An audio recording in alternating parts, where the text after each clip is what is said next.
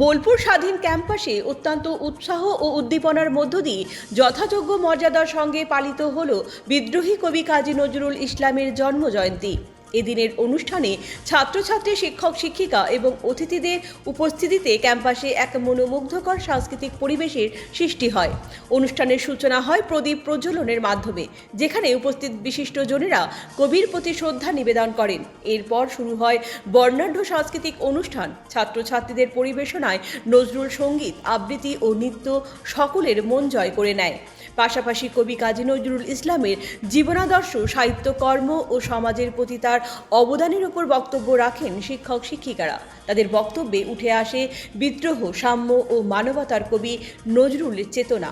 অনুষ্ঠানে অংশগ্রহণকারী ছাত্রছাত্রীদের উৎসাহ ও প্রাণবন্ত উপস্থিতি পুরো পরিবেশকে আরও আনন্দমুখর করে তোলে। সুন্দর ও সুশৃঙ্খল পরিবেশে সফলভাবে সম্পন্ন হয় এই বিশেষ অনুষ্ঠান। ব্যুরো রিপোর্ট, পজিটিভ বার্তা। কাজী নজরুল ইসলামকে আমরা সবাই জানি একজন বিদ্রোহী কবি হিসেবে, কিন্তু শুধুমাত্র সে একজন কবি নয়, কবিতার বা কবি আখ্যা ছাড়াও তারও আরও অনেক রকমের পরিচয় আছে। তিনি একজন গীতিকার, তিনি একজন সংগ্রামী মানুষ, তিনি দেশের জন্য লড়াই করেছেন, সমাজ সংস্কারের জন্য কাজ করেছেন, মানুষকে একভূত করার জন্য কাজ করেছেন।